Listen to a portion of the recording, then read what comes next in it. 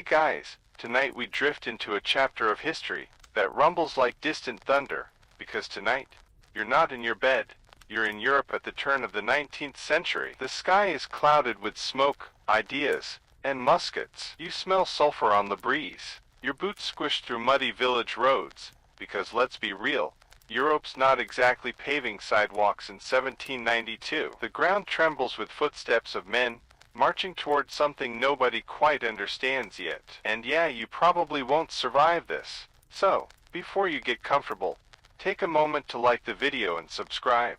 But only if you genuinely enjoy what I do here. It helps more than you know. Let me know where you're tuning in from tonight, and what time it is where you are. Now, dim the lights, maybe turn on a fan for that soft background hum, and let's ease into tonight's journey together. You trudge into the echoing streets of Paris, a city that smells like bread, ash, and panic. The year is 1792. The French Revolution has chewed up its kings, and is now grinding its way through the nobility like a broken wine press. And you're just trying to make it through the day without getting called a royalist or a counter-revolutionary. Or, worse, both. Up ahead, someone's yelling from the steps of a church that doesn't quite belong to the church anymore. Someone else is hammering down a sign, Liberte, Égalité, Fraternité. All of it feels loud, unstable, like standing on a frozen lake in spring. You glance at your boots. They're worn, thin-soled,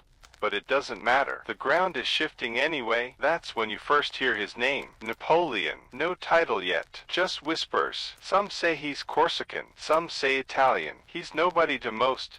Just a low-ranked officer who knows how to aim a cannon and doesn't talk much. But something about the name sticks to your brain like campfire smoke. It's probably the way people say it. Like it matters. Out on the borders, France is surrounded.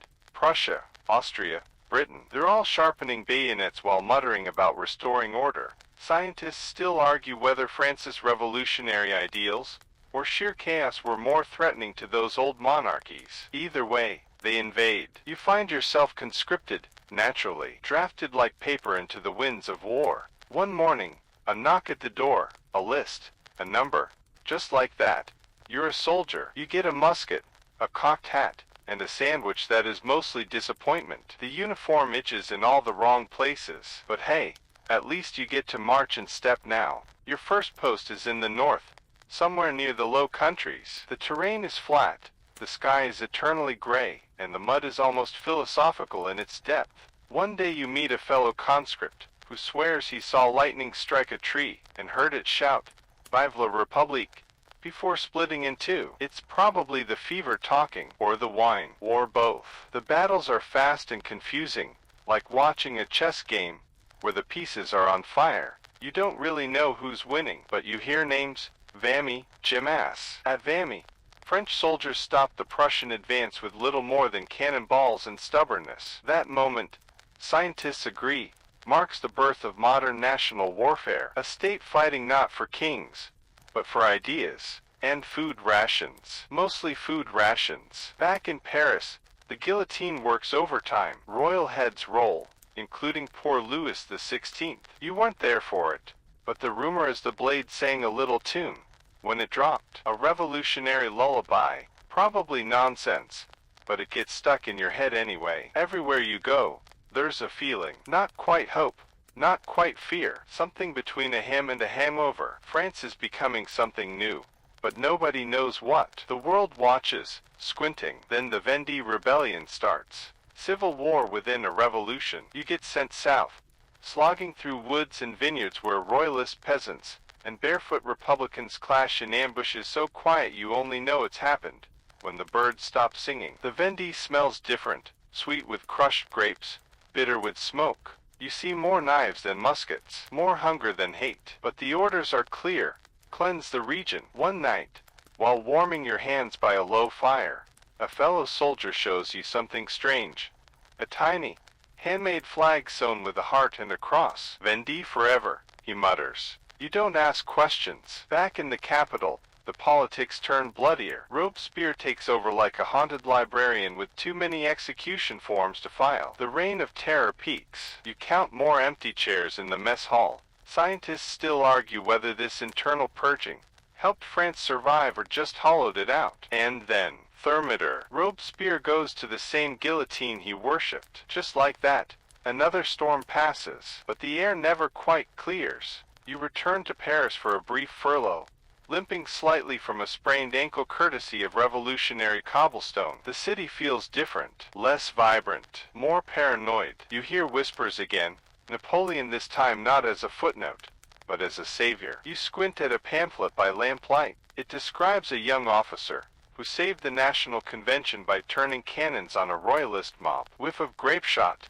they call it. Efficient, brutal, not bad for a nobody. You sip watery wine at a cafe with no name and wonder who aims cannons at a city and gets promoted for it. A guy named Bonaparte, apparently. You fall asleep that night to the sound of drums. Maybe real, maybe your own heartbeat. Outside, the city rustles like an old coat in the wind. You dream of maps drawn in blood, of men in boots bigger than their destiny, of lightning caught in a bottle and sold as empire. And somewhere, far off, you hear his name again. Napoleon. Still just a whisper, but it's coming closer. You wake up to the clatter of hoofs and the slow clink of metal buckles being fastened. Somewhere nearby, someone is singing badly, off-key and with great passion, a tune you don't recognize but will hear again in places far from here. You're still in France, still a soldier, still sharing hard bread and colder mornings with other men, who also can't quite remember why they signed up. But today, something shifts. The name Napoleon isn't just whispered anymore. It's being spoken clearly now, with eyebrows raised and a sort of reluctant awe. Napoleon Bonaparte, Corsican by birth, technically French, but don't say that too loud around Parisians. He's short, yes, but not freakishly so, despite what your cousin back home says. That whole Napoleon was 5 feet tall myth, mostly down to differing French and British measuring units. Scientists have confirmed he was probably about average height for his time. So yes, he could reach the top shelf. Thank you very much. He's young, too young, some mutter. Born in 1769, which means he's barely brushing his late 20s, and already commanding armies. How? Well, partially because the revolution wiped out a lot of the old officer class. Partially because he's smart. And partially because, in Toulon, he did something no one expected. He won. You weren't there, but you've heard the stories. A royalist port held by British and Spanish ships, guarded like a lion's den, and this upstart artillery commander drew up a plan so elegant and deadly it made veteran generals stare like they were seeing math for the first time. He placed the cannons just right, angles, wind, elevation, the science of war, and drove the enemy out. The British lost ships. The Republic gained a hero. By now, he's being sent south again, this time not as a shadow, but as a son. General Bonaparte. Just like that. No grand ceremony, no noble lineage. Just talent, grit, and maybe a dash of obsession. You finally see him one morning near Nice. He's inspecting troops, moving along the line with eyes like sharpened steel. His uniform is worn but clean. His voice, when he speaks, is quiet, but cuts through noise like a bayonet. You stand a little straighter, not out of fear, though he's terrifying in that precise, mathematical kind of way, but because you sense something different. This man doesn't just want to win. He plans to reshape the board entirely. Later that night, you clean your musket beside a fire, trying to remember the last time a general made you feel like history was watching. He's organizing an Italian campaign. Italy, of course, being a delicious patchwork of kingdoms, republics, and duchies all politely trying to stab each other. France needs victories, money, and distraction, and Bonaparte's the man to provide all three. You, lucky you, are assigned to the army of Italy, which sounds glamorous, until you see the actual state of things. The soldiers are thin, their boots thinner, uniforms patched with more hope than thread, rifles that haven't seen proper oil in weeks. You march on an empty stomach, and with full bladders because the latrine is just behind that rock over there. One corporal has replaced his epaulettes with scraps of red curtain. It's that kind of army. But Napoleon, he gives a speech. It's short, fiery, ridiculous in its confidence. Something about honor, glory, and how you're hungry but Italy's full of food and gold. Soldiers, he says, you are naked and ill-fed. The Republic owes you much, but can give you nothing. Your patience, Your courage do you honor, but give you no glory. I will lead you into the most fertile plains in the world. Rich provinces, great cities will be at your disposal. You look around, someone coughs, another guy cheers, and somehow, weirdly, it works. Morale lifts. You feel something warm, possibly dangerous, in your chest. You actually believe him. Marching through the Alps is not as romantic as the paintings make it seem. It's cold, narrow, and full of goats that look at you like you've insulted their lineage. You slip often, you swear even more, but you get there, into Piedmont, into enemy territory, and then victories, fast ones, Montenot, Lodi, Arcole, names you didn't know before now stick to your memory like burrs. Napoleon moves like a chess master with a DHD, attacking from unexpected angles, splitting forces, using terrain like a painter uses canvas. You watch him wade across a river under gunfire, rallying troops mid-thigh in water. Later, in Milan, you enter a city that seems to blink at you in disbelief. French soldiers, victorious. Again, you pass by palazzos, marvel at the architecture, and eat your first decent bread in weeks. Someone hands you a slice of cheese that doesn't smell like betrayal. Meanwhile, Napoleon doesn't stop. He writes letters to the Directory back in Paris, always political, always spinning. The man's brain never seems to sleep.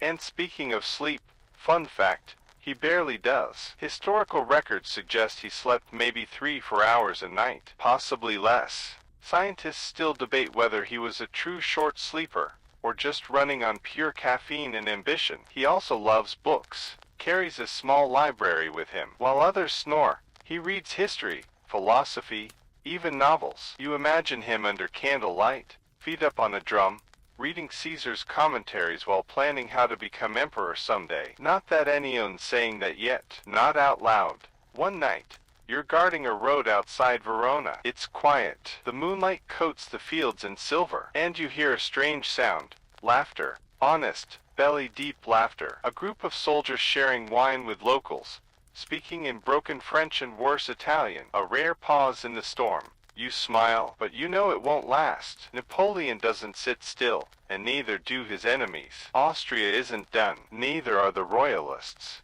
But for now, Italy is stunned. The Republic is proud. And you're starting to wonder just how far this Corsican will go. That night, you dream again. This time it's of cities built by his order, maps reshaped by his will, and you, tiny, boots worn thin, somehow a part of it. You don't know it yet, but you've just witnessed the rise of a legend. You're standing in Venice, watching gondolas drift past like lazy sea serpents, and it's eerily quiet. The buildings here look older than time, with chipped facades and stories baked into every brick. You can smell salt, damp stone, and the faint tang of rust. It should feel like a victory, but it doesn't. Venice has surrendered, but there's no parade, no music, just murmurs and shadows. The city's leaders, cloaked in silk and powdered dignity, handed the keys over with trembling hands. You were there when it happened.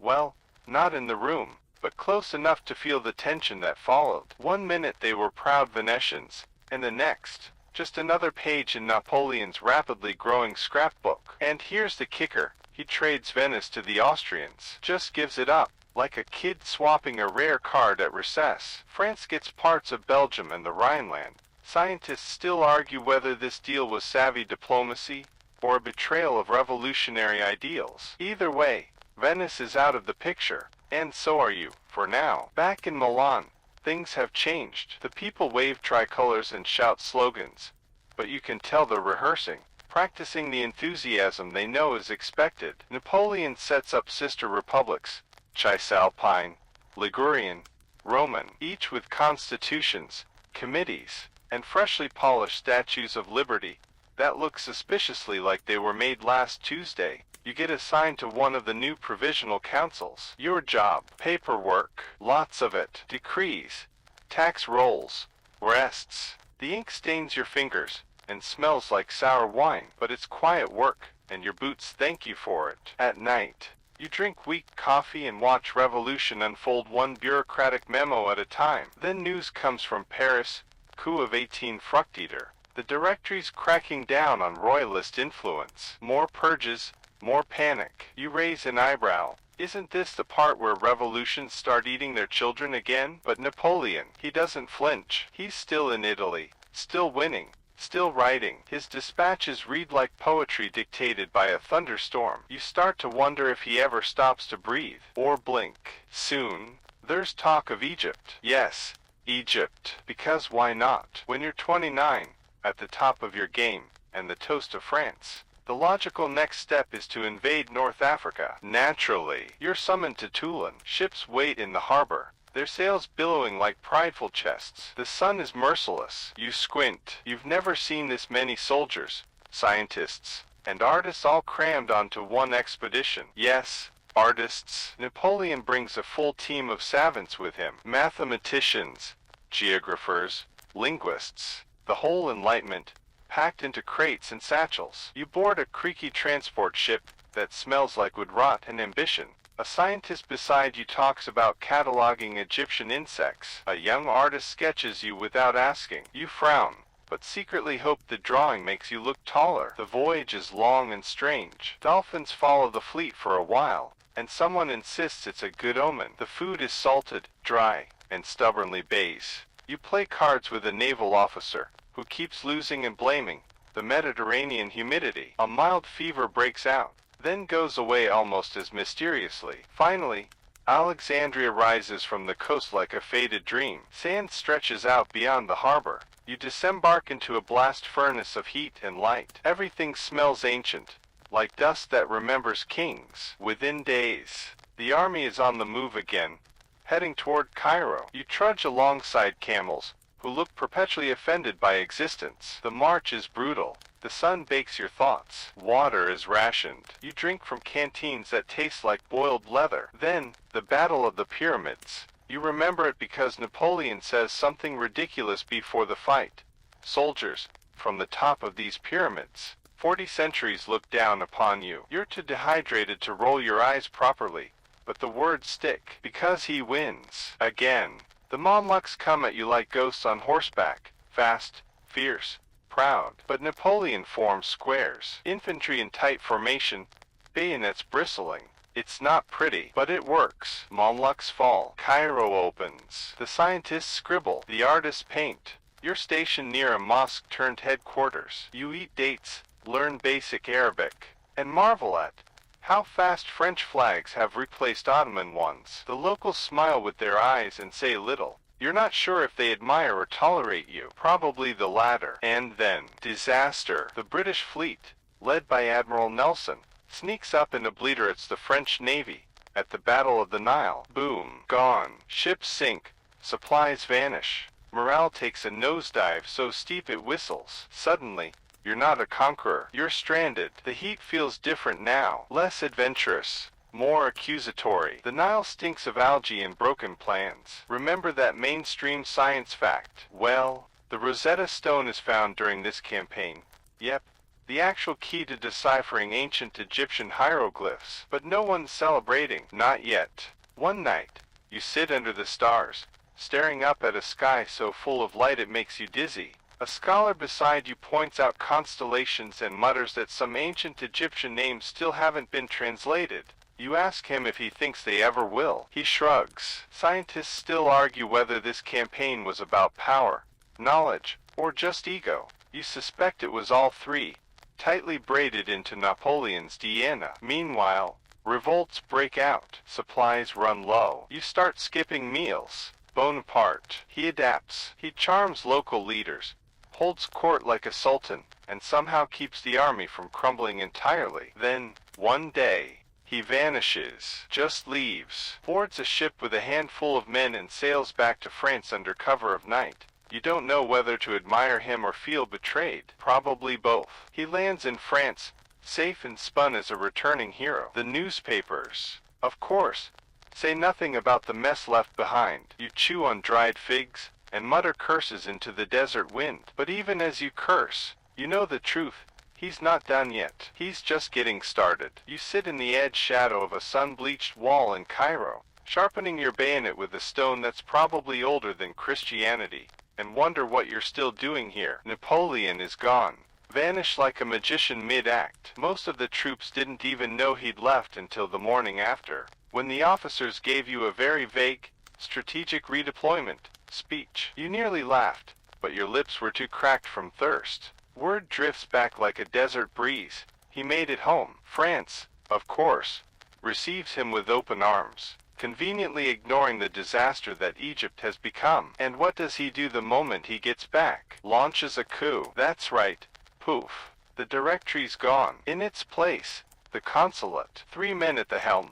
But let's not kid ourselves. There's only one real pilot. And you're still here, playing tag with sand fleas, and trying not to get stabbed in your sleep. The air in Cairo is thicker now, not with heat, but with suspicion. Rebellions flicker like dying campfires, easily snuffed out, but always threatening to flare. The French garrison, now under General Kleber, is hanging on with white knuckles. You patrolsks that used to buzz with color and smell of spices, now they smell like tension. You speak in hushed French and barter in broken Arabic. Some locals are kind, some are quiet, and some stare at you like you're already a ghost. You remember the pyramids, not in the romantic way, but how they loomed during that endless march, how their stones absorbed the sun until they radiated heat back into your bones at night. It's a funny thing. They've stood for thousands of years, but they've never blinked at your presence. The stars didn't either. That fringe tidbit you overheard from one of the scholars. They say some of the Great Pyramid's chambers align with celestial constellations, possibly on purpose. Scientists still argue whether the ancients really had that level of astronomical precision, or if it's just wishful math. Either way, it makes your spine itch. And yet, somehow, the French decide to press forward. Kleber wins some ground, briefly. Then he gets assassinated by a Syrian student with a dagger. There's blood in the sand. Again, General Menu takes over, and frankly, it's a mess. You lose more men to dysentery than bullets. The Nile floods at the wrong times. Supplies get stuck in bureaucratic swamps. You begin wondering if the curse of the pharaohs is less a myth and more of a mood. Back in France, though, things are moving fast. Word reaches you in pieces, smuggled in on the back of letters and passed from soldier to soldier like contraband dreams. Napoleon is now first consul. That title sounds temporary, but it's not. He's rebuilt the government, rewritten the constitution, and, because why stop there, rewritten the calendar too. You hear about something called Year VIII. You roll your eyes and sip something bitter that might be once been coffee. Eventually, after dragging out the campaign in Egypt long past reason, Menu surrenders. The British and Ottomans retake the land. You pack up your meager possessions, a half-full canteen, 3 letters from your sister, and a wooden carving of a sphinx you bought from a boy with the sharpest eyes you've ever seen. You climb aboard a British ship under negotiated safe passage, and you sail back toward France with the dignity of a stray cat returning home after a thunderstorm. The sea is cold, the deck is wet, and your boots are now technically international travelers. Back in France, the mood is electric. You step off the ship and into a country transformed. Gone is the chaos of revolution. Gone are the ragged mobs. The streets feel clean. Not literally, of course. They still reek, but clean with purpose. Order. Napoleon's kind of order. You make your way inland, your footsteps echoing across towns that now fly flags with bees and eagles. The new government is humming along like a well-oiled machine. You overhear citizens referring to themselves, not just as French, but as Napoleon's people. That gives you a chill. Before long, you're pulled back into service, not just as a soldier, but as a kind of seasoned guide to the Napoleonic way. You get stationed in one of the newly formed departments. There are taxes to collect, infrastructure to repair, and code books to memorize. Ah yes, the Napoleonic Code. It's brilliant in its cold efficiency. Laws standardized across all territories, emphasizing property rights, civil equality, well, for men, and state authority. It's modern, it's sharp, and it's everywhere. Mainstream historians often cite it as the backbone of modern European law, even today. But you know what it also is. A total pain to enforce. You spend your mornings filing reports about sheep theft, and your afternoons mediating border disputes between farmers, who would rather throw rocks than read legislation. But there's pride in the work. France feels strong, whole again.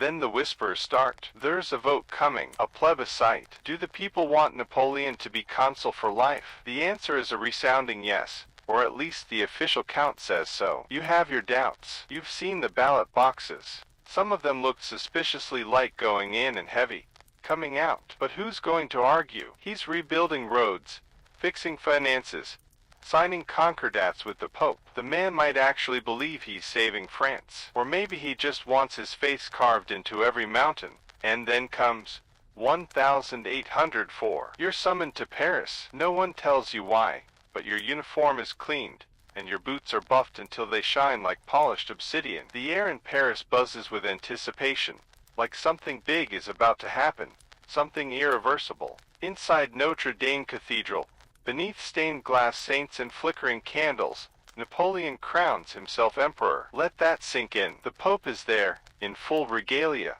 holding the crown, but Napoleon takes it from his hands and places it on his own head. No intermediary, no permission, just a man declaring himself destiny. The whole thing is theatrical, absurd, and undeniably effective. And you're seated in the back, your posture rigid from habit, watching it unfold like the final act of a play where you're still not sure who the villain is. Scientists still argue whether this was the logical next step, or a betrayal of every revolutionary value France once held. But in that moment, as choirs echo off the stone and trumpets cry like heralds of fate, it's clear. France no longer belongs to liberty, equality, or fraternity. France belongs to Napoleon. You exit the cathedral into a night fog thick enough to chew. The bells are still ringing. People are cheering. Somewhere, a baker hands out free pastries shaped like laurel wreaths. You take one. It tastes like powdered sugar and propaganda. And so the Republic, that fragile flicker born of storm and guillotine, fades quietly into empire. You pull your cloak tighter and keep walking, because the real storm, it's just over the horizon. The boots are heavier now. Maybe it's all the mud from northern Italy clinging to the soles. Or maybe it's the weight of history, tightening its grip around your ankles. You're marching again, this time under a different flag, one that flutters with imperial pride instead of revolutionary zeal. France isn't just France anymore. It's the empire, Napoleon's empire. You, naturally, are a speck in that expanding shadow, but an important speck. Or so your captain keeps telling you. Italy, of course, is old ground. Napoleon had marched through here years ago during his first campaign, when he was a scrappy young general with an appetite for headlines. But now he returns as an emperor, not to flirt with victory, but to cement it. You see him ride past once, high on a white horse, wrapped in a coat too fine for anyone who's ever slept in a trench. His hair's thinner, but his stare is sharper. The locals come out to cheer, though you can't quite tell if they're cheering him, or the fact that the Austrians just got a good punch in the nose. You're part of the Grand Army now. It sounds glorious when written on paper, like you're wielding the will of France itself, but in the field, it mostly means blisters, lice, and soup that tastes like it lost a bet. Still, there's something electric in the air, a rhythm, a momentum. Napoleon's brilliance isn't just in battle, it's in movement. Whole divisions swing across rivers, scale mountains, and fan out with uncanny precision. You feel it in your bones. This man knows what he's doing. And then you arrive at Austerlitz. Ah yes, Austerlitz, December 1805. The Battle of the Three Emperors. Napoleon versus the Russian Tsar Alexander I and the Austrian Emperor Francis II. The snow crunches underfoot, the fog hangs low, and your breath rises in cloudy whispers. You crouch on the Pratzen Heights, and watch as Napoleon plays the battlefield like a piano. He draws the Allies in by pretending to be weak on his right flank, then crushes them with a center assault that's so beautifully timed, it should be choreographed to music. The sun breaks through the mist around midday. Soldiers call it the sun of Austerlitz. You remember how it glinted off bayonets, casting long shadows across the snow. You feel the warmth, even through the cold, and for a moment, you forget the bodies piling around you. Here's a mainstream historical fact to carry with you. Austerlitz is still taught in military academies today as a masterclass in strategy. Even modern generals study the way Napoleon exploited terrain and timing. It was his chef d'oeuvre, his masterpiece. The victory is so decisive, The Third Coalition collapses within weeks. Austria sues for peace. Russia retreats. You find yourself eating sausages in Vienna while civilians politely pretend they aren't terrified. Napoleon redraws borders, dissolves the Holy Roman Empire, and creates the Confederation of the Rhine, a loose alliance of German states loyal to him. You don't understand all the politics, but you understand this: France is on top. And that's when the universe, naturally, begins plotting its revenge. Back home, Paris is glowing. They're calling him the Emperor of Peace, which would be funny if your boots weren't still soaked in blood. Medals are handed out. Paintings are commissioned. Sculptors try to make Napoleon look taller than he is. The people are charmed. You can't deny his charisma. Even when he's not in the room, he feels close, like a heat you can't quite shake. But then comes the sea. Ah, the sea. Napoleon's eternal migraine. You're transferred to the coast briefly, where the French Navy is still trying to figure out how to stop being embarrassed by the British. That brings us to Trafalgar, October 1805. Yes, same year as Austerlitz. It's like the universe handed Napoleon a win and a loss just to keep things interesting.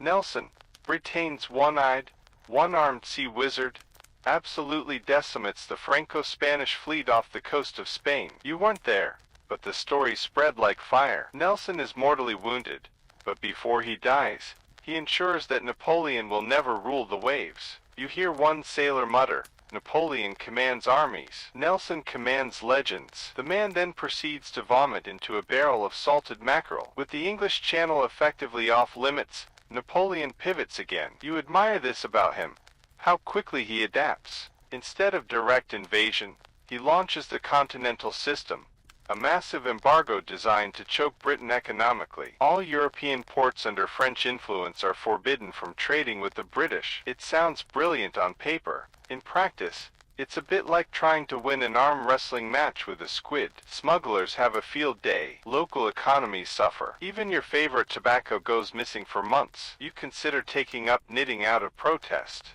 There's a quirky tidbit for you. During the embargo, British goods were still making their way into French territory via neutral countries like Sweden and Portugal, often hidden in barrels labeled cod or carpets. Some French officials even turned a blind eye for a slice of the profit. Black market tea became more expensive than silver. Imagine being the guy who got court-martialed over a crumpet. Still, Napoleon presses on. He grows restless again, eyeing Prussia next. You march eastward once more, into the cold forests of Saxony. It's 1806 now. The Fourth Coalition, Prussia, Russia, Saxony, Sweden, and Britain, is trying its luck. Big mistake. The Battle of Jena Auerstedt hits like thunder. Napoleon's troops, better trained and moving like poetry in motion, decimate the Prussian forces. You remember the Prussians, tall, proud, meticulously dressed. They folded faster than a cheap tent. Afterward,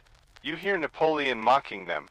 They've learned nothing since Frederick the Great. And he's not wrong. The world is changing, fast. Old military doctrine, rigid lines, slow formations, doesn't hold up against French speed and flexibility. Scientists still argue whether Napoleon invented modern warfare, but most agree he refined it into something terrifyingly effective. You enter Berlin as a conqueror. It feels surreal. There are grand boulevards, statues of Prussian kings glaring down at you, and a smell of sauerkraut in the air that never quite leaves your nose. Napoleon enters the city with theatrical flair, of course, and pays a symbolic visit to Frederick the Great's tomb. He says, if he were alive, we'd be allies. You suppress the urge to roll your eyes. Then comes the winter. Russia. Again. Why is it always Russia? You march through Poland toward the frozen chaos of Eylau. The snow is relentless. Your fingers turn purple under wet gloves. Horses sink into slush that smells like misery. Eylau,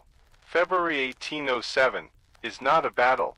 It's a blizzard with casualties. You see nothing for hours but flashes of musket fire and white death. Historians debate whether Eylau counts as a victory. Officially, it's a French win. But at what cost? You walk over fields where bodies freeze upright, arms outstretched like they're still fighting. You carve meat from a dead horse just to stay alive. When the cannonballs stop, you wonder if the silence is worse. You never fully thaw out after that. When peace is finally signed in Tilsit, after yet another battle at Friedland, you're too tired to celebrate. You hear that Napoleon and Tsar Alexander had a private meeting on a raft in the middle of the Niemen River, just two men, talking empires like it's a chess game over lunch. The image sticks with you. Two gods on a raft, while the rest of you sleep in mud. The treaty redraws Europe again. Prussia is humbled. Russia plays nice. France is at its peak. You return to Paris with frostbite scars and a medal that clinks like mockery. They say you're part of the most powerful army the world has ever known. You're starting to wonder if the world really asked for that. The boots are heavier now, but you keep walking. You don't even unpack your bag in Paris. Not fully. You barely get your boots off before someone's yelling about Spain. Again, it's not your fight. At least, not at first. But as with all things under Napoleon, every little flame becomes a bonfire, and soon enough you're being shipped off to the Iberian Peninsula with a musket, a satchel of moldy biscuits, and a vague sense of dread. Spain, 1808. You've never seen a war like this. You march through Madrid expecting another quick, decisive campaign, only to find yourself neck-deep in something altogether more personal and messier. The Spanish people don't fight like trained soldiers.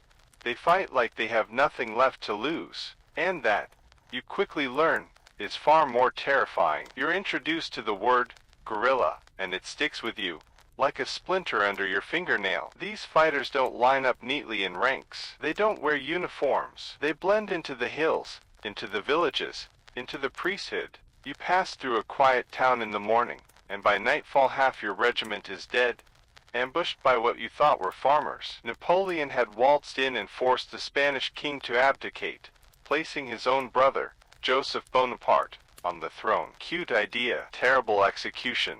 The Spanish don't want a French puppet. They want their country back. And they're willing to make every road, every well, every loaf of bread a trap to get it. Meanwhile, you hear whispers that the British have landed under a general named Wellesley. You snort when you first hear it. Another redcoat. You've crushed dozens of them. What's one more? Turns out, this one is different. Arthur Wellesley, later known as the Duke of Wellington, isn't just good. He's maddeningly meticulous. He doesn't charge unless the numbers are in his favor. He digs trenches like he's planting vineyards. And worst of all, he has the respect of his men. You begin to notice that wherever the British fight alongside the Spanish, the French bleed a little more than usual. You take part in the siege of Zaragoza, and it breaks something inside you. The city refuses to fall. Civilians fight house to house, room to room, like devils dressed as shoemakers. You see old women hurling roof tiles at grenadiers, priests with pistols in their cassocks. It's not war.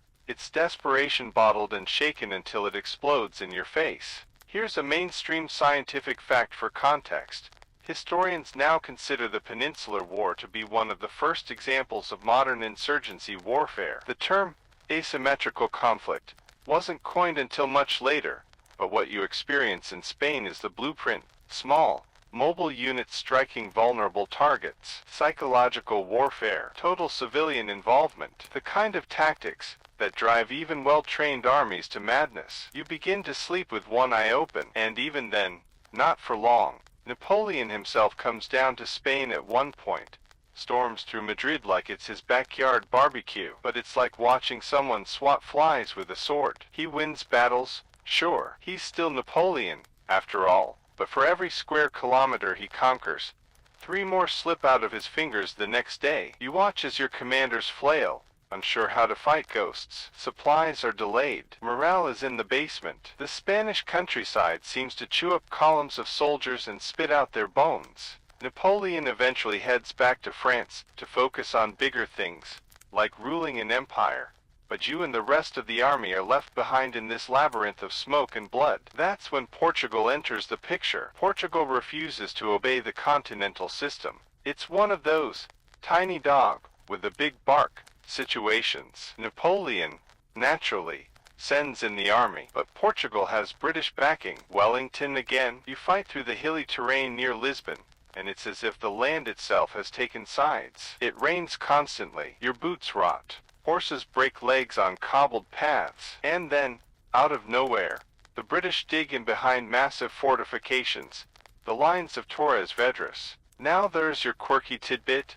Wellington, anticipating Napoleon's aggression, had secretly constructed a massive system of defenses across the Portuguese hills, complete with false roads, traps, and redoubts. These fortifications stretched over 80 kilometers, and were built with the help of local civilians. They were so well hidden that even French scouts missed them until it was far too late. You stand at the base of those hills and feel your stomach drop. You're not just fighting men.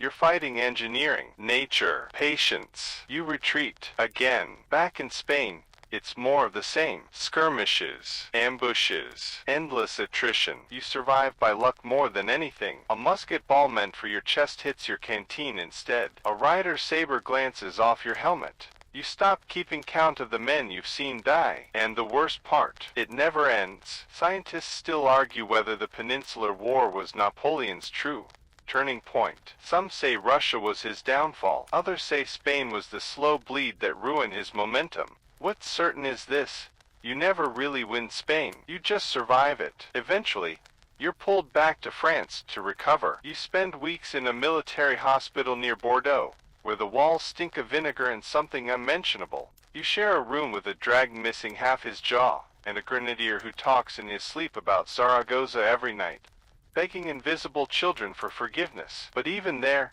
you feel it, that itch in your bones. The empire isn't done. Napoleon isn't done. Letters come in from across the continent. Austria is getting antsy again. Russia's giving Napoleon the cold shoulder, literally. Britain's still defiant. And then there's this growing sense that something big is coming. Bigger than Spain. Bigger than anything. Napoleon starts making speeches again. You read one, smudged on a scrap of paper handed around camp.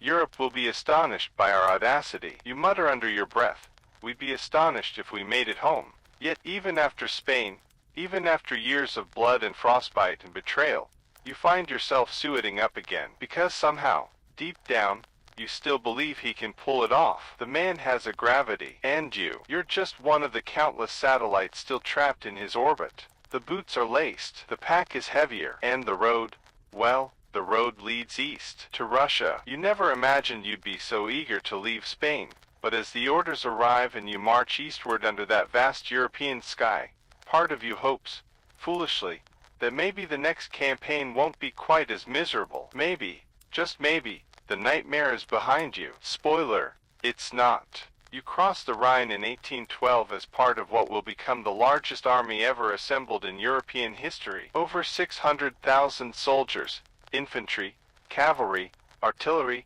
engineers, cooks, tailors, even some reluctant poets, marching under one flag. Not all of them French, mind you. There are Germans, Italians, Poles, Dutchmen, even reluctant Austrians and Prussians dragged along under political pressure. They call it the Grand Army, and oh, it looks grand. For about 10 minutes, Napoleon's aim: punish Russia for backing out of the continental system and cozying up to British trade. He's not just sending a message, he's sending everyone. At first, the march is surprisingly peaceful. The fields of Poland stretch out before you in soft waves. Grain sways like golden oceans under the summer sun. Birds wheel overhead. You get a warm meal, clean water, and even a full night's sleep. One night, singular. Then, as you cross the Niemen River into Russian territory, you feel it. The land goes quiet. Too quiet. You trudge through the forests of Lithuania, expecting battle. Instead, you find empty villages, burnt barns, wells filled with ash. It's eerie, like you're chasing a ghost that never stops running. And it is a ghost. A strategy so simple it's almost insulting. Scorched earth. The Russians aren't fighting. They're disappearing, taking everything with them. Food, animals, tools, even the doors off their houses. Anything the French might use, they torch it. Here's your mainstream scientific fact. Human bodies, during prolonged marches without adequate nutrition, begin breaking down muscle for energy. Your legs literally consume themselves. You know this firsthand, because after the third week without proper supplies, your thighs start cramping just from standing still. It's like trying to walk through molasses with rocks in your stomach. Still, the army presses forward. Hundreds of thousands, stretching across the countryside like a sluggish serpent. Men begin dropping, not from bullets, but from dysentery, exhaustion, and heat stroke. And the further you go, the longer the supply lines grow, like frayed strands of yarn unraveling behind you. Napoleon, always one step ahead in his own mind, expects to catch the Russian army in open battle. What he gets instead is a chase, and a long one. Then, finally, you catch wind of a stand near a town called Borodino, west of Moscow. The Russians, led by the stoic General Kutuzov, dig in, and for once, you get what you wished for. A real battle. Be careful what you wish for. Borodino is not a battle. It's a meat grinder dressed in gunpowder. Over 250,000 troops collide in one of the bloodiest single days in history up to that point. You fight elbow to elbow, muskets misfiring from the humidity, cannonballs screaming overhead like demonic bowling balls. The air turns black with smoke and buzzing with flies. The sky weeps ash. You fire so many times your musket barrel warps with heat. You swap it for a dead man's. You bayonet through mud, through bone, through your own hesitation. The Russians won't break. Not easily. Even when Napoleon deploys the Imperial Guard, they stand their ground. And in the end, there's no real victor. The Russians retreat, but not in defeat. Just delay. They leave the field littered with bodies, and the French too battered to pursue. Quirky tidbit for you. Some Russian officers at Borodino believe their Orthodox icons, literal religious paintings strapped to poles, help shield them from French bullets. One icon of the Virgin Mary reportedly had cannonball holes in the frame, but the image untouched. That icon got promoted faster than some generals. So, what now? You limp into Moscow expecting a grand prize. Instead, you find a city burning. The Russians have torched it themselves. Smoked roofs, shattered windows, and flames leaping into the night sky. It feels like the end of the world, like Dante's seventh circle built in wood and wax. Napoleon sets up camp in the ruins. He waits for a Russian surrender that never comes. Weeks pass. Then snowflakes begin to fall. Now, scientists still argue whether Napoleon could have survived the Russian winter if he had left Moscow earlier. Some say yes, an earlier retreat would have saved thousands. Others argue the damage was already done by then. But you don't need a scholar to tell you this. The moment the frost touches your boots, you know it's over. Because it's not just snow, it's Russian snow. The kind that turns your breath into daggers and your eyelids into frozen shutters. Horses collapse. Wheels snap. You wrap your hands in rags, but they still blister and crack. Then comes the retreat. It's not even a march anymore. It's a slaughter in reverse. The roads are littered with frozen corpses, carts stuck in permafrost, soldiers burning furniture for warmth. Discipline vanishes. You see men trading gold buttons for turnips. You see one man kill another over a half-smoked pipe. You cross the Berezina River, and it's like trying to escape hell on a raft made of firewood. The Russians close in. The bridges collapse. You wade through water so cold your bones feel like glass. At one point, you black out and wake up being dragged by a Polish lancer who just mutters, "Don't die." Not yet. Of the 600,000 who invaded Russia, maybe 100,000 limp home. You're one of them. Barely. Your skin is cracked. Your toes are numb. You have frostbite on your ears, and a haunting suspicion you'll never sweat again. But you're alive. And you've got stories. Horrible, surreal stories that no one believes when you tell them. Like the night you saw a Russian bear raid a field hospital, or the time you marched 5 days with a man who didn't realize he'd been shot through the stomach until he sat down. Back in France, Napoleon tries to spin it. He claims the army was merely redeployed. You want to laugh, but your lips still split when you smile too wide. Then, you hear the whispers again. The Austrians are moving. The Prussians are mobilizing. The British, as always, are plotting. The Emperor is building another army, because of course he is. And somehow, despite everything, you're still following him. You should be stayed in Spain. You'd think after that whole Russian winter near-death experience, someone, anyone, might suggest a bit of downtime. A spa day, maybe. Hot soup and soft blankets. Or, dare we dream, retirement. But no, Napoleon is back at it. It's 1813, and despite your toes still tingling from frostbite, despite the missing buttons on your coat, and the 1,000-yard stare that won't go away, you find yourself marching again. Why? Because the emperor is rebuilding the army from scratch. Again, this new force is younger, greener, a fresh crop of conscripts, most of them wide-eyed boys with peach fuzz on their cheeks, and dreams of glory. You want to shake them,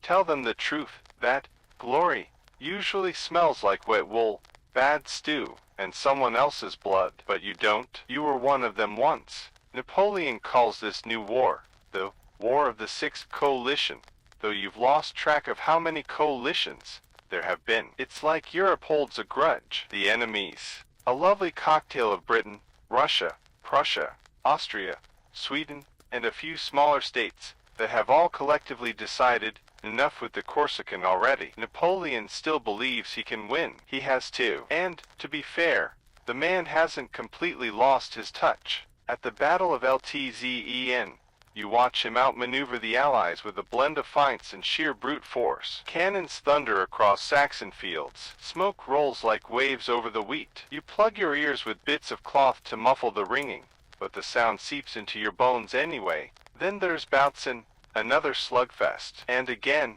Napoleon pushes forward. But something's changed. The emperor doesn't have his old magic. His marshals bicker. His horses falter. The troops, your fellow soldiers, they're still loyal, but the fire is dimming. Too many green recruits, too few veterans. You miss the ones who used to stand beside you without speaking. Men who knew how to fight without flinching. Most of them lie buried in Russian soil, under snow that never melts. Let's throw in your mainstream scientific fact for this section. Historians and neuroscientists have studied post-traumatic stress through letters written by Napoleonic soldiers. Turns out, chronic battle exposure can actually rewire the brain's fear response. Soldiers would often go numb, not from bravery, but neurological fatigue. You weren't fearless, you were fried. Still, Napoleon pushes forward. But by autumn, the tide shifts. You arrive at Leipzig, Germany. Locals call it the Battle of the Nations, which sounds lovely until you see what that actually means. It's the largest battle in European history before World War I. Over 600,000 troops fighting across for days. You don't know where your army ends and the enemy begins. You just swing, shoot, reload, duck, and repeat. The fighting is chaos. Rain pours. Gunpowder misfires. Mud sucks at your boots like quicksand. You fire blindly into fog so thick you wonder if it's secretly just a giant soup. A cannonball takes out half your platoon while you're mid-bite of dry biscuit. And the Allies keep coming, like waves. Russian infantry, Prussian cavalry, Austrian artillery, Swedish volunteers. It's like a historical buffet of pain. By day 3, the French begin retreating across a series of bridges spanning the River Elster. You're herding wounded men, horses, and wagons in a tight bottleneck, when suddenly, boom, someone blows the bridge early. Too early. Thousands are trapped. Men scream. Horses panic. You dive into the river, thrashing through the icy current, boots filling with water like buckets. You cough up half the Elster before someone drags you to shore. That bridge disaster, a famous blunder. Historians still argue whether it was a miscommunication or an act of sabotage. Either way, it becomes the exclamation mark on Napoleon's defeat. You flee west with what's left of the army. France is in trouble, and you know it. Your quirky tidbit for this chapter: the Saxon troops, who had been allies of Napoleon, literally switched sides mid-battle during Leipzig. 1 minute, they're firing beside you. The next, they're turning their guns around. You can't even be mad. You're too tired. Napoleon limps back to France, and suddenly, his empire starts unraveling faster than a drunken tailor's stitching. The Allies are advancing. Paris is vulnerable. People, ordinary people, bakers and barbers, start whispering that maybe it's time for the emperor to call it quits. So, what does he do? He doesn't quit. Well, not at first. He tries to rally, builds new defenses, calls up more men, delivers one of his dramatic speeches about destiny and honor and the will of France. And for a moment, you believe him again, even as your boots squelch with river water, and your rations consist of actually, you don't even know what that was. It might be been pigeon. But then, in 1814, Paris falls. The Allies walk in. You're miles away, camped in a muddy forest, sharpening a bayonet you'll probably never use again. A messenger delivers the news. Napoleon has abdicated. It's over. Except, not quite. Because they don't kill him. They exile him to Elba, a tiny island off the coast of Italy. He gets a villa, a staff, a personal guard. You, meanwhile, get half pay and an empty stomach. Still, you survive. You limp back to your village, if you have one. You tell a few stories. People ask what the war was like, and you lie. You say it was glorious. You leave out the frostbite, the bridge explosion, the screaming. Then, in 1815, you hear the wildest rumor. He's back. Napoleon has escaped Elba. He's landed in France, and he's marching north. And here's the kicker. People are joining him. Whole regiments. Officers. Civilians. He doesn't fire a single shot. He just walks from town to town, gathering followers like some deranged Pied Piper in a bicorn hat. It's the 100 Days. And guess what? You're marching again. Scientists still debate whether Napoleon's return was pure charisma or a massive failure of allied planning. Some call it the greatest comeback in history. Others call it collective insanity. You just call it inevitable. And you know, deep in your worn-out boots, that something big is coming. Because across the channel, Wellington waits. And just beyond him, a place called Waterloo. You trudge through spring mud again, because apparently France isn't done with you yet. It's 1815, and somehow, some way, Napoleon Bonaparte has turned a prison sentence on a Mediterranean island into the most improbable comeback tour in military history. The man literally walked back into power.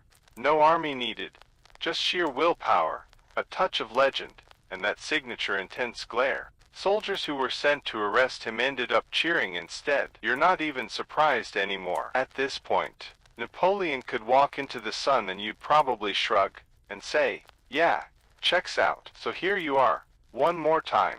You fall into step behind him, during his last sprint toward destiny, his 100 days. That's what they'll call it later. To you, it just feels like the world's longest Sunday evening, where the dread sinks in and the music of cannon fire plays softly in the background. France is buzzing. Veterans are pouring out of farms and towns to join the ranks. Not because they think he'll win necessarily, but because they remember the glory, the pay, the pride of being led by someone who made them feel invincible. Even if he's mortal now, there's still something mythic about him. Of course, the Allies are not amused. The instant he lands, a collective, oh, hell no, echoes through Europe. Britain, Prussia, Austria, Russia, they all reassemble faster than you can lace your soggy boots. They vow to crush him once and for all. Which leads you to Belgium. The name doesn't mean much to you yet. It's just another patch of land with cold mornings, nervous birds,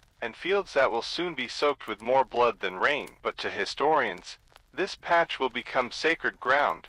Waterloo. The build-up is almost cinematic. Napoleon's movements are swift and precise. He plans to strike before the Allies can fully unite. His goal, defeat them piecemeal. First the Prussians under Blücher, then the British under Wellington. Easy on paper, messy in practice. Your first encounter is at Ligny. It's June the 16th. You watch the French troops deliver a hard blow to the Prussians. Blücher himself is nearly killed when his horse is shot out from under him. He survives, barely, by playing dead beneath the animal's body. Grim, but effective. The French win the day, but the Prussians retreat in surprisingly good order. Napoleon, ever the gambler, assumes they're too shattered to matter. Spoiler, they're not. 2 days later, you find yourself on the rolling slopes near the village of Waterloo. The ground is soaked from recent storms. Your boots squish with each step. You can smell the wet grain in the fields,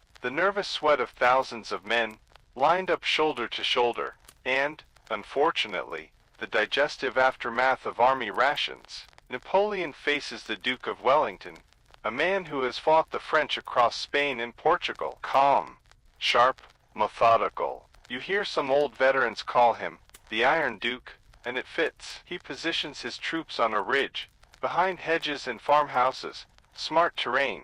It gives cover, breaks cavalry charges, and forces you to advance uphill. Not ideal. At dawn on June the 18th, the cannonade begins. Smoke blossoms across the horizon like burning cotton. Drums thunder. Bugles scream. You move forward. The French launch multiple assaults. You see La Haye Saint, a farmhouse in the center, become the focal point of the battlefield. Waves of French infantry crash into it like a tide, only to be repelled again and again by fierce allied fire. 1 hour bleeds into the next. The mud cakes your legs. Your musket misfires twice. Nearby, a drummer boy is lifted off his feet by a blast, gone in an instant. You don't stop moving. You don't have time to process. You barely have time to blink. Napoleon orders his cavalry forward prematurely. They surge across the field, glorious and terrible, but Wellington's men form squares, perfect, bristling human porcupines. The horses shy away at the last second.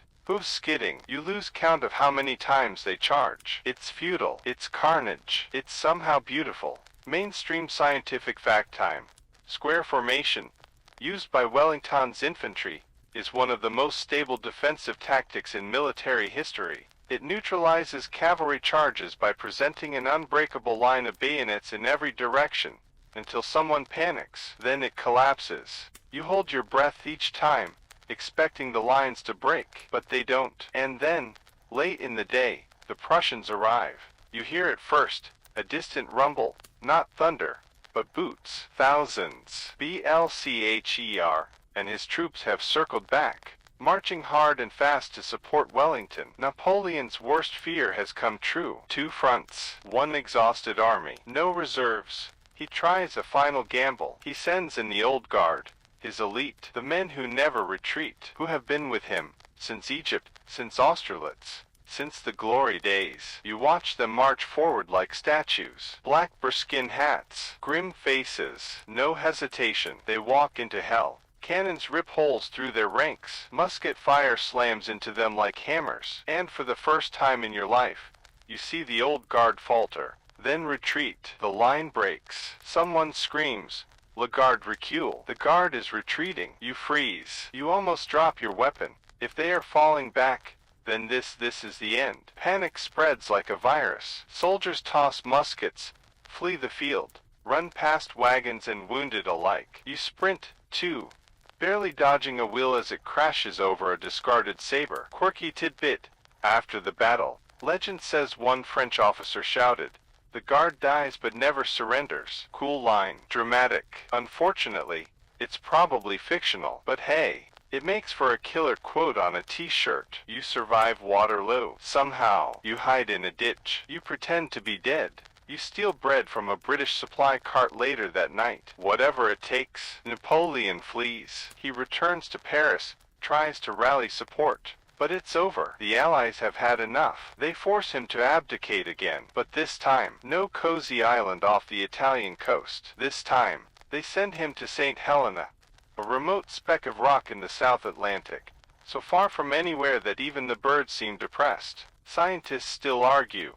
You remember hearing whether Napoleon could have turned things around if he had won Waterloo. Some say yes, that he would have brokered peace. Others believe the Allies would have hunted him down relentlessly. You stop caring. You just want peace. The war is over. This time, it feels over. No comebacks, no miracle marches, just silence. You walk home, or what's left of it. Maybe the roof leaks now. Maybe the fields are overgrown. Maybe your dog's forgotten you. But you're home. You take off your boots for the last time, place them by the fire, and sit. Just sit. And for the first time in what feels like centuries, you don't flinch at silence. You survived Napoleon's last gamble. Now, you just have to survive yourself. You'd think after Waterloo, Europe would finally take a nap. But no, peace is hard, especially when your neighborhood has spent over 2 decades burning itself to the ground. The guns might be quiet now, but the echoes are still bouncing around inside your head. And more importantly,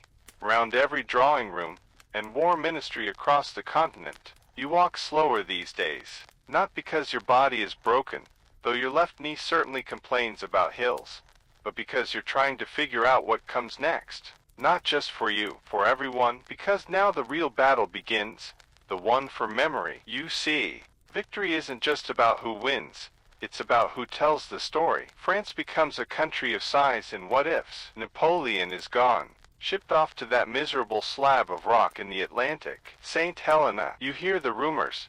It rains constantly. He writes angry letters, paces in circles, and lectures passing goats about artillery placements. You suspect even the goats are over it. Still, he remains a figure of fascination. Portraits of him sell out. Kids whisper his name like a ghost story. There's something about a man who fell so hard after rising so high that grabs the imagination. In Paris, you pass pamphlets arguing both sides. Some claim he was a monster, a butcher of men who ruined France's soul. Others insist he was the last true visionary, a titan undone by small-minded kings. Mainstream scientific fact: researchers have studied the long-term psychological effects of constant warfare on soldiers, often referred to as shell shock during WWI and now understood as PTSD. But even in your time, without names or diagnoses, you feel it. The tension in your chest when boots thud behind you, the startle at fireworks, the guilt when laughter comes too easily. You try to live quietly. You pick up a trade. You mend shoes, maybe, or teach fencing to awkward teenagers who think sabers are cool but keep dropping them on their feet. It's not glamorous, but it's life, and it's yours. Across Europe, there's a reckoning. The Congress of Vienna, which started in 1814 and resumed post-Waterloo, becomes the place where borders are redrawn, alliances are reinforced, and monarchs pat each other on the back like they just aced a group project they barely understood. Metternich, the Austrian foreign minister, becomes the guy to watch. A master of elegant manipulation, he aims for balance. No one power gets too big.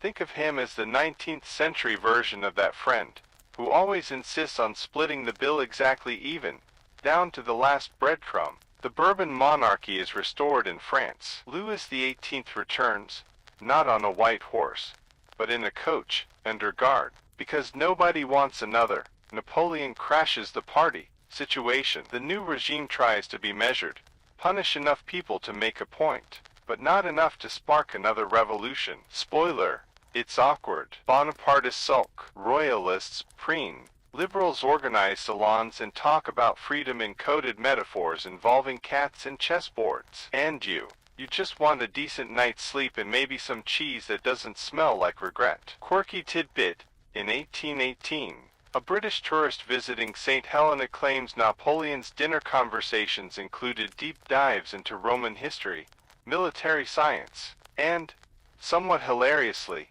an obsession with British newspapers. He hated them but insisted on reading them daily. Keep your enemies closer apparently applies to the opinion pages. Meanwhile, technology and science begin to stretch their limbs again, now that less funding is being spent on blowing things up.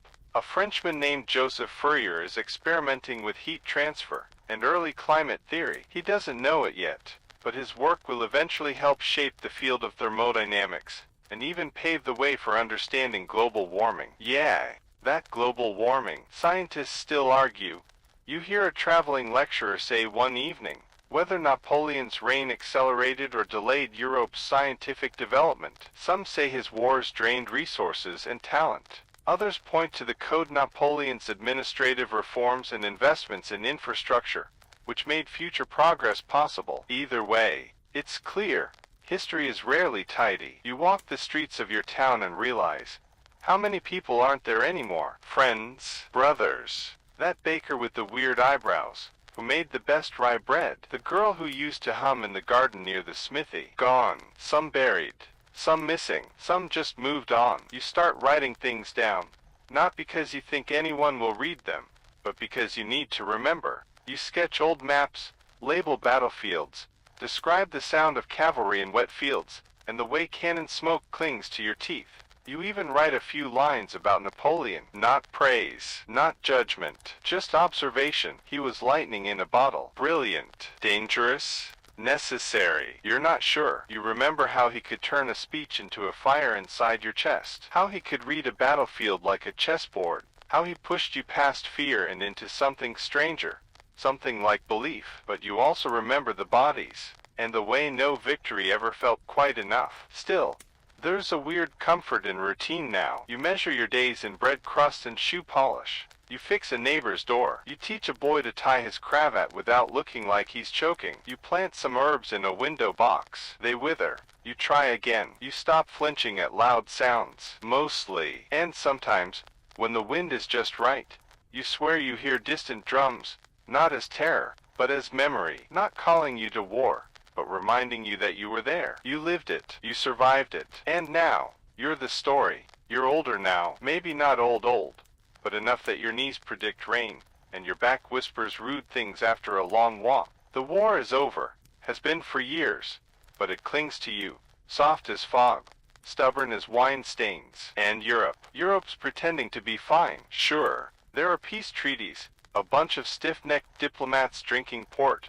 and patting themselves on the back. But beneath the polished ballrooms and the carefully balanced maps lies a twitchy unease, like a sleeping dog, that might wake up biting. You sip a weak tea in a crooked chair, and read about revolutions bubbling in Spain, murmurs in Italy, angry whispers in the German states. It's not war anymore. It's ideas now. Liberty, nationhood, rights. Dangerous words, when you say them too loud. It's strange, isn't it? For all the fire and blood Napoleon poured into the continent, what seems to linger most is the taste for change. Like he lit a fuse, then left the rest of you blinking in the smoke, wondering what comes next. One morning, you head to the market, and there's a street performer in the square. He's dressed like Napoleon, hat, coat, even a ridiculous little hobby horse he rides across cobblestones. People laugh, toss coins. Some look away. You can't help but smile. Mainstream scientific fact, laughter, as it turns out, isn't just emotional fluff. It triggers the release of endorphins, strengthens the immune system, and can even reduce physical pain. It's your body's way of saying, let's keep going.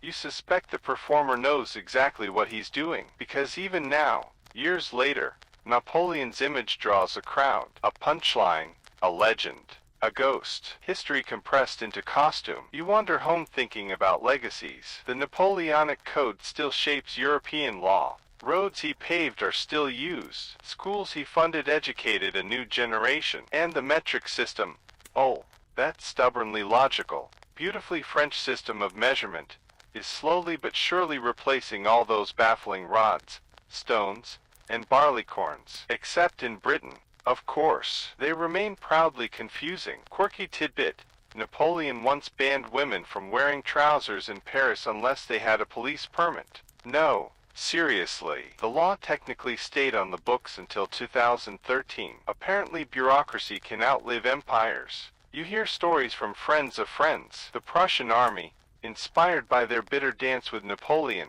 reforms itself into a lean, mean, discipline machine. The Russians become obsessed with roads and centralization. The British, they quietly become the world's next superpower, sipping tea while building an empire so vast the sun literally doesn't set on it. And what about France? Well, that depends on who you ask. Some say it's a country haunted. Others say it's healing. There are elections, rebellions, a king again.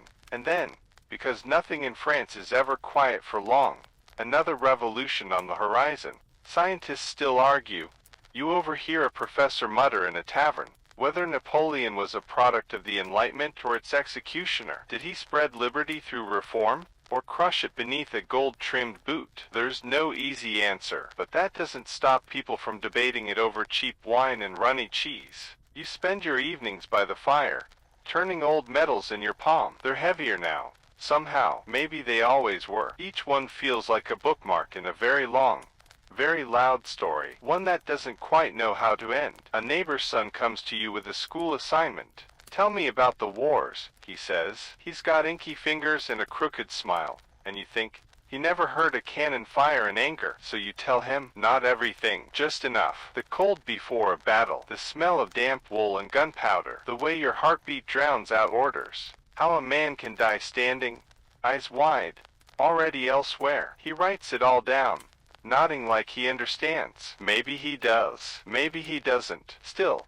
something flickers behind his eyes. Not hunger for glory. Not quite. Maybe curiosity. You hope it stays that way, because you know what comes with the other kind of flame. You pause at his doorway before leaving, and say, remember, History isn't just about battles. It's about what happens after. He nods again, says thank you. You wonder if he will. There's a traveling fair that sets up on the edge of town. You go, despite your joints, because the roasted almonds smell like peace and the music is just out of tune enough to be charming. There's a man juggling scythes, a fortune teller with suspiciously modern spectacles, and a game where you toss rings over bottles for prizes nobody needs. And there, in the corner, is a small display. Miniature soldiers, painted by hand. The Battle of Austerlitz, recreated in wax and wood. You step closer. Tiny horses rear. Infantry lines gleam. There's even a little Napoleon, arm folded, staring into plastic destiny. You laugh, not cruelly, just softly, because there it is, your life, reduced to table size. History you can carry home in a box. You buy a soldier, one with a cracked musket and an uncertain stance. Feels about right. That night,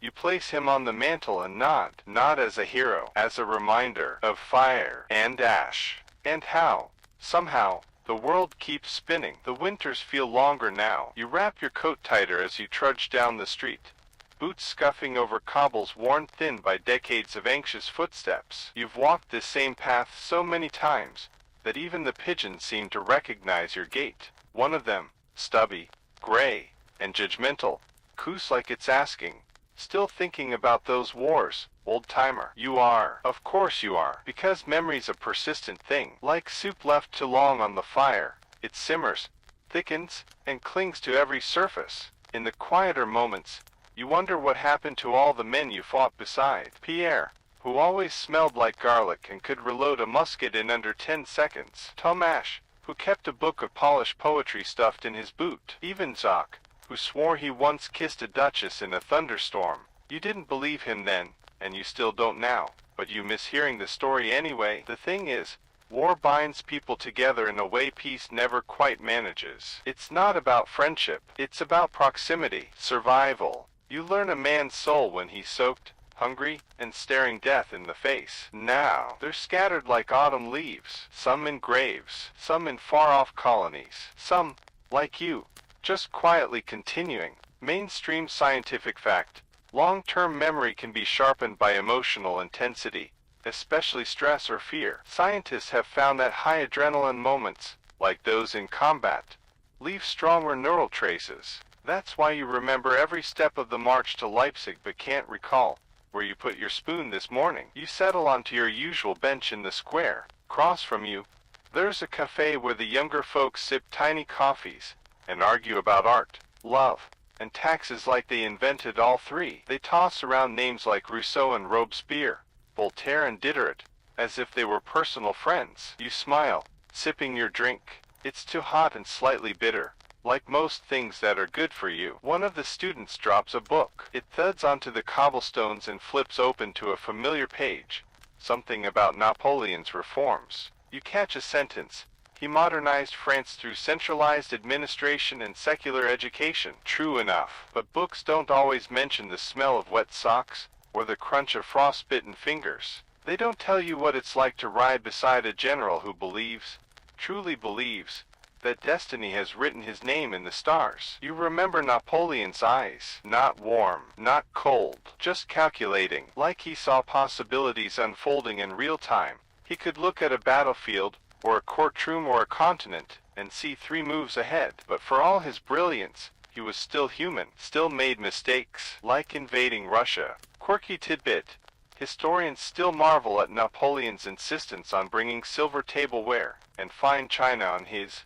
1812 campaign. Even as his army starved and froze, his dinnerware gleamed. There's something beautifully absurd about dining in elegance while marching into a frozen apocalypse. You shift on the bench and gaze at the sky. It's that pale gray blue of winter afternoons, the kind that makes time feel slower, like the world's exhaling. You think about how the war changed things, not just kings and borders, but ideas. The Holy Roman Empire, gone, swept away like crumbs. The German Confederation forms in its place, a loose puzzle of states trying to act like they get along. Spain's monarchy stumbles, gets back up, and walls forward like a wine-sick uncle at a wedding. Italy whispers of unification. France whispers of revolution. Britain, with its tea, And its sea power, eyes, the whole thing with quiet calculation. Scientists still argue.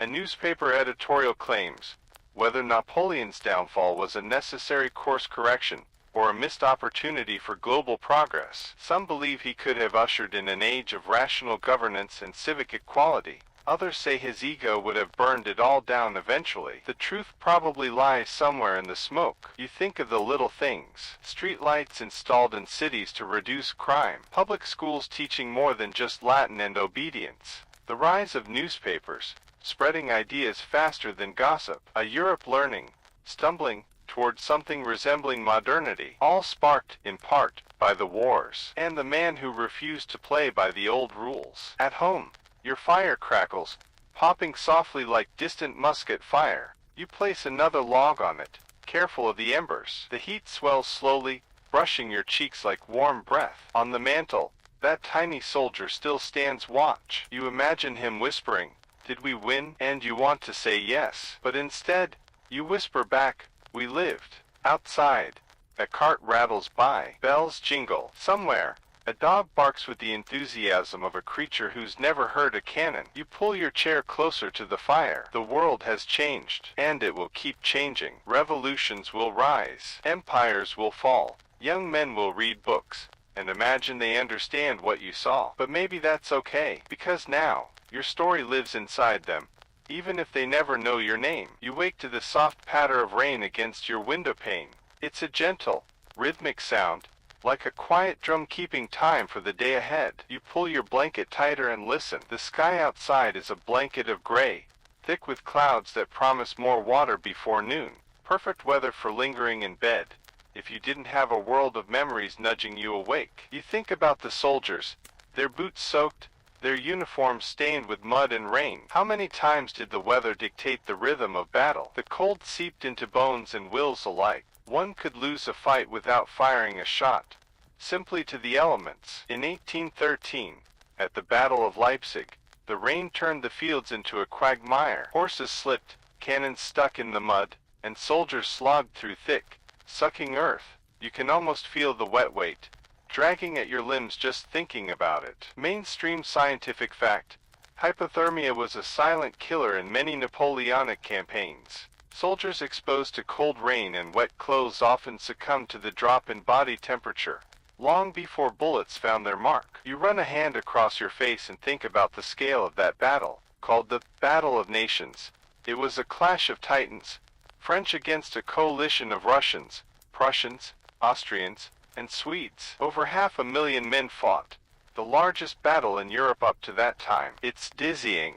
Yet beneath the vast strategy and thunderous cannonade, there were human stories, like the young drummer boy, who, despite freezing fingers, kept beating his drum to keep morale alive, or the captain who used a captured enemy flag to rally his retreating troops, waving it like a ragged banner of hope. You chuckle softly, imagining how much confusion it caused. Imagine enemy soldiers thinking, "Wait, whose side is he on?" Quirky tidbit: during the Napoleonic Wars, some soldiers believed that wearing a sprig of rosemary brought good luck and protection. Whether it worked or not, the smell certainly helped with the less pleasant odors of camp life. As the rain continues, you think about the aftermath of Leipzig. It was a turning point, the beginning of the end for Napoleon's dominance. The coalition armies pushed forward, invading France itself. Paris, once so proud and confident, found itself vulnerable. You imagine standing in those streets, watching as the familiar banners fell, as soldiers marched past with faces tired and eyes weary. The city braced for what was coming. Scientists still argue whether the relentless pursuit of Napoleon's forces after Leipzig hastened the war's end, or prolonged suffering unnecessarily. Some say mercy could have shortened the conflict. Others argue that only decisive pressure could prevent future uprisings. It's one of those questions without a clear answer, like whether you should be taken that left turn, at the tavern or the right. You sip your tea and watch the steam curl upward, thinking about the final battles. At Fontainebleau, Napoleon abdicates, an emperor dethroned by exhaustion and enemies. Then exile to Elba, a small island with a big name. You picture him pacing, restless, plotting his return, The infamous 100 Days. You smile wryly. Even in exile, he couldn't sit still. You think about Waterloo. The word alone conjures thunder and blood. That fateful June day in 1815 when the world seemed to hold its breath. The Prussians arriving just in time. The British steadfast under Wellington's command, and Napoleon's dreams collapsing under the weight of reality. The rain, the mud, the chaos. A young officer once told you he could still hear the thundering hooves when he closed his eyes. A nightmare and a symphony all at once. You feel a chill, not from the weather, but from the weight of history. How close things came to changing forever, and how they didn't. The rain eases to a drizzle, tapping softer now, like a lullaby. Outside, a cat pads quietly across the street, tail high, unbothered by empires or generals. You envy its peace. You lean back, letting the memory settle like the last drops of rain on a leaf. And in the quiet, you realize that history is more than battles and dates. It's the rain on your window, the smell of rosemary in the air, the drumbeat that keeps you going when everything else feels lost. It's life, stubborn and beautiful, dripping slowly through the cracks of time. You wake up to a sky tinged with pale pink, the first light of dawn slipping softly through your window. The air smells faintly of wood smoke and earth, damp but promising warmth to come. You stretch slowly, feeling the familiar ache in your shoulders, old companions from a time when the world was anything but gentle. Today, your thoughts drift to the aftermath, the long shadow the Napoleonic Wars cast across Europe's landscape and soul. It wasn't just borders redrawn or monarchies toppled. It was a transformation, subtle and profound, that rippled through society and culture alike. You imagine the towns and villages, scarred by battles, their fields trampled, their people exhausted but hopeful, soldiers returning home, some victorious, many broken in ways not visible, families rebuilding from ashes, weaving stories of loss and resilience. The air still carries the echoes of cannon fire, but also the murmurs of new beginnings. Mainstream scientific fact: the Napoleonic Wars were a catalyst for medical advancements, particularly in battlefield surgery and the organization of ambulance corps. Dominique Jean Larrey, Napoleon's chief surgeon, pioneered the concept of rapid battlefield medical evacuation, saving countless lives. You think about Larry's dedication, how amid the chaos of war, a man chose compassion and innovation. It's almost poetic, a reminder that even in destruction, creation quietly unfolds. On a lighter note, you recall hearing about the bizarre yet charming phenomenon of war pigeons. Yes, pigeons, messengers flapping furiously through smoke and rain to deliver vital dispatches. There's something undeniably funny about entrusting fate to a bird that can also double as a city nuisance. Quirky tidbit: Napoleon himself reportedly had a fascination with carrier pigeons, using them not just for communication but reportedly as pets. Some say he even named a few. Imagine an emperor fussing over his feathered friends amidst the storm of battle. You ponder the Congress of Vienna, where the victors sat around lavish tables, redrawing Europe's map with ink and ego. The aim was peace, stability, a new order. But peace is a fragile thing, more delicate than a crystal glass balanced on a tightrope. Scientists still argue whether the Congress was truly a success, or just a temporary bandage over deep wounds. Some say it planted seeds of future conflicts, while others believe it delayed chaos long enough for Europe to breathe. You think of the cultural impact, the surge in nationalism, the romanticism that bloomed in art and literature, paintings of heroic battles, poems of sacrifice, operas celebrating freedom and valor. The Napoleonic Wars stirred something fierce in the European imagination, forever altering how people saw themselves and their nations. You hear the distant toll of a church bell, slow and steady, like a heartbeat marking time. There's comfort in that. In the quiet moments, you reflect on the paradox of the era, a time of brutal conflict, yes, but also of progress, legal codes, administrative reforms, public education. The world was messy and raw, but also evolving. You lean back and close your eyes, letting the morning sun warm your face. History, you realize, isn't just a story of kings and battles. It's the slow, steady pulse of change, the tiny revolutions in everyday lives, the hope carried on pigeons' wings. And here you are, part of that unfolding tapestry, a witness to a world remade by fire and vision. You let out a soft sigh, the kind that carries both weariness and wonder. The day stretches ahead, full of quiet possibilities. The evening settles in gently, casting long shadows over the cobblestones outside your window. You feel the weight of the day in your limbs, a comforting heaviness that invites rest. The sky deepens to a velvety navy, studded with faint, shivering stars. Somewhere nearby, a nightingale begins its song, soft and tentative, weaving a melody that feels as old as time itself. You breathe deeply, tasting the cool night air mingled with the faint scent of pine and distant smoke. The world seems to slow, folding inward like a well-loved book closing after a long day. Your thoughts drift back one last time to the Napoleonic Wars, the clash of empires, the roar of cannons, the fragile hope nestled amid despair. You remember the men who marched for causes bigger than themselves, who fought not just for glory but for survival, for family, for the flickering light of home. You imagine their faces, not just the famous generals but the countless unknown soldiers, whose names history forgot but whose spirits endure. Mainstream scientific fact: the Napoleonic Wars significantly influenced demographic patterns across Europe, causing population shifts and even early movements toward urbanization as displaced rural populations sought new opportunities in growing cities. You think of those movements, the towns swelling with new faces, cultures blending and clashing, old traditions mixing with new ideas. The war didn't just redraw maps, it reshaped societies. And yet, amid all this upheaval, life found a way to carry on. Markets buzzed with traders, children played in dusty streets, lovers whispered beneath moonlit balconies. History marches relentlessly, but so does everyday life, stubborn and persistent. Quirky tidbit: some soldiers from the Napoleonic era took to collecting battlefield souvenirs, buttons, bullets, even teeth, believing these objects held protective powers, or served as reminders of their courage. It's both eerie and oddly touching, like a history written in tiny fragments. Scientists still debate how much the Napoleonic Wars accelerated the spread of nationalist ideas, with some arguing these conflicts planted the seeds for the modern nation-state system, while others see them as a chaotic prelude to later upheavals. You listen to the nightingale's song, now joined by the soft rustle of leaves and a distant church bell tolling midnight. It's a lullaby crafted by the world itself. You feel your eyelids grow heavy, the comfort of history's embrace soothing your thoughts. The past is a vast, unfolding story, and tonight, you've walked its pages alongside warriors and dreamers alike. Now, as you prepare to drift off, remember, every moment, every breath,